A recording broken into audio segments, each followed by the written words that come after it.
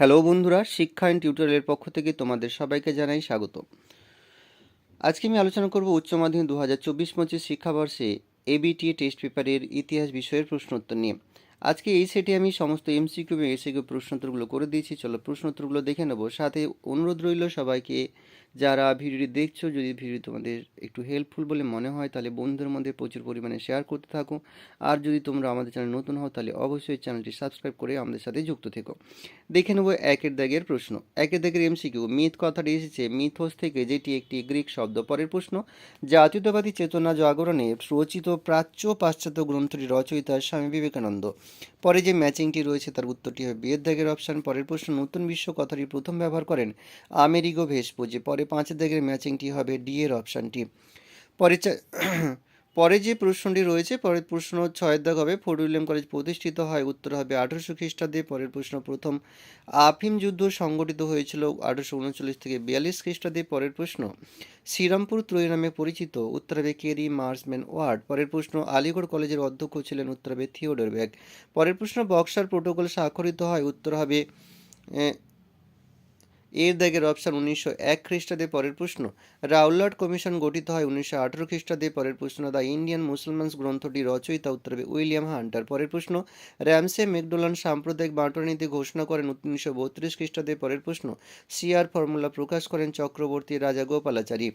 পরে যে ম্যাচিংটি রয়েছে সেটা সি এর দাগের অপশানটি হবে। পরের প্রশ্ন, হিদেকি তোজো কোন দেশের প্রধানমন্ত্রী ছিলেন। উত্তর হবে জাপান। পরে যে প্রশ্নটি রয়েছে তার ম্যাচিংটি হবে বি এর দাগের অপশানটি। পরের প্রশ্ন, বার্লিন অবরোধকারী দেশ হলো। উত্তর হবে রাশিয়া। পরের প্রশ্ন, সুয়েজ খাল জাতীয়করণ করেন। উত্তর হবে নাসের। পরের প্রশ্ন, কমিকন গড়ে ওঠে এশিয়ায়। পরের প্রশ্ন, ভারতের পরিকল্পনা কমিশন কবে গঠিত হয়। উত্তর হবে 1950। পরের প্রশ্ন, নিয়ন্ত্রিত গণতন্ত্র ধারণটি কোন ব্যক্তির সঙ্গে সম্পর্কিত। সুকর্ণ। পরের প্রশ্ন, বাংলাদেশের মুক্তিযুদ্ধের সময় পাকিস্তানের প্রধানমন্ত্রী কে ছিলেন। উত্তর হবে ইয়াহিয়া খান। পরের প্রশ্ন, সার্কের ধারণা কার মস্তিষ্ক প্রসূত। উত্তর হবে জিয়াউর রহমান। এবারে আমরা দুই দাগের এসিকিউ প্রশ্নোত্তরগুলো দেখে নেব। দুই দাগের একের প্রশ্ন, কৃষ্ণাঙ্গরা শ্বেতাঙ্গ মানুষের বোঝায়, এই ধারণাটি কে প্রচার করেন। উত্তর হবে রুডিয়ার্ড কিপলিং। এখানে সবাইকে অনুরোধ করছি, ভিডিওটি ভালো লাগলে অবশ্যই চ্যানেলটি সাবস্ক্রাইব করো এবং বন্ধুদের মধ্যে প্রচুর পরিমাণে শেয়ার করো, এইটুকু তোমাদের কাছে একান্ত অনুরোধ। পরের প্রশ্ন, ভারতে কোথায় কোথায় পর্তুগিজ বাণিজ্য কুঠি গড়ে উঠেছিল। ভারতের বোম্বাই, কোচিন, বেসিন, সলসেট, ডিউ, হুগলি ইত্যাদি জায়গায়। পরের প্রশ্ন, কোন মার্কিন সেনাপতি সর্বপ্রথম জাপানে পদার্পণ করেন। 1854 সালে মার্কিন নৌবাহিনী সেনাপতি কমোডোর ম্যাথু পেরি। পরের প্রশ্ন, কোন দেশ মশলা দ্বীপপুঞ্জ নামে বিখ্যাত ছিল। ইন্দোনেশিয়া। পরের প্রশ্ন, ক্যান্টন বাণিজ্য কাকে বলে। বিদেশি বণিকদের কাছে চীনের সব বন্দর উন্মুক্ত ছিল না। চীনা আদালত 1759 খ্রিস্টাব্দে এক নির্দেশনামা দ্বারা শুধু ক্যান্টন বন্দরকে বিদেশি বাণিজ্যের জন্য খুলে দেয়। এইভাবে ক্যান্টন বন্দরকে কেন্দ্র করে চীনে বিদেশিদের এক বন্দর কেন্দ্রিক যে বাণিজ্য প্রথার সূচনা হয় তা ক্যান্টন বাণিজ্য প্রথা নামে পরিচিত। পরের প্রশ্ন, কাওতাও প্রথা কি। কোনো বিদেশি দূত বাণিজ্যের উদ্দেশ্যে চীন সম্রাটের সাক্ষাৎ প্রার্থী হলে প্রথমে তাকে চীন সম্রাটের প্রতি বশ্যতা স্বীকারের নিদর্শন স্বরূপ সম্রাটের সামনে ভূমি পর্যন্ত নত হতে হতো। এটি কাওতাও প্রথা নামে পরিচিত। পরের প্রশ্ন, 1813 সালে সনদ আইনের গুরুত্ব কী ছিল।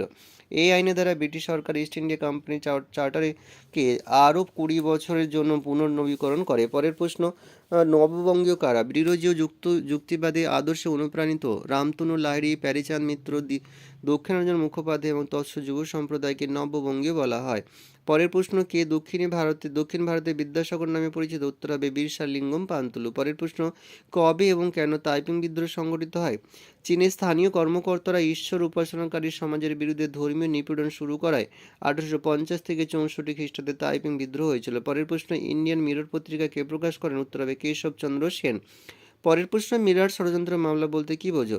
কমিউনিস্ট পার্টির কার্যকলাপ ও তাদের নেতৃত্বাধীন শ্রমিক আন্দোলনকে স্তব্ধ করতে সরকার 1929 খ্রিস্টাব্দে 32 জন কমিউনিস্ট শ্রমিক নেতাকে গ্রেপ্তার করে তাদের বিরুদ্ধে একটি মামলা দায়ের করে, যা মিরাট ষড়যন্ত্র মামলা নামে পরিচিত। পরের প্রশ্ন, মহার্ত মার্চ কি। উচ্চবর্ণের মানুষদের জন্য সংরক্ষিত জলাশয়ের জল থেকে অস্পৃশ্যরা যাতে জল নেওয়ার অধিকার পায় সেই দাবি আদায়ের উদ্দেশ্যে আম্বেদকরের নেতৃত্বে 1927 খ্রিস্টাব্দে 20 মার্চ বোম্বাই একটি মিছিল অনুষ্ঠিত হয়। এটি মহার্ত মার্চ নামে পরিচিত। পরের প্রশ্ন, টাটা আয়রন স্টিল কোম্পানি কত খ্রিস্টাব্দে স্থাপিত হয়।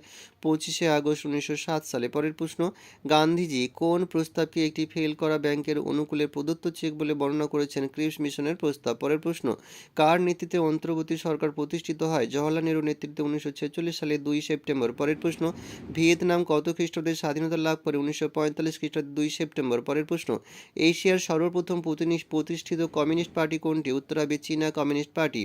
পরের প্রশ্ন, বার্লিন অবরোধ কি?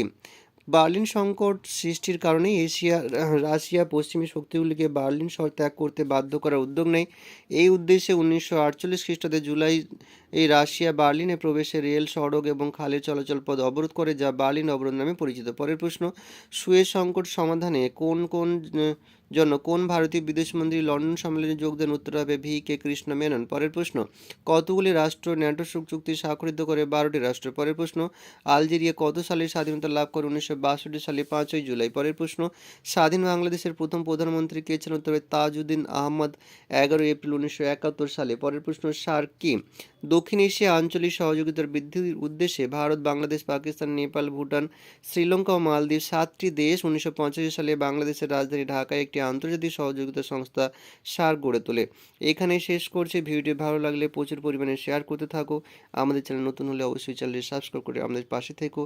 এখানেই শেষ করলাম। সবাই ভালো থেকো। পরীক্ষার আগাম শুভেচ্ছা রইল।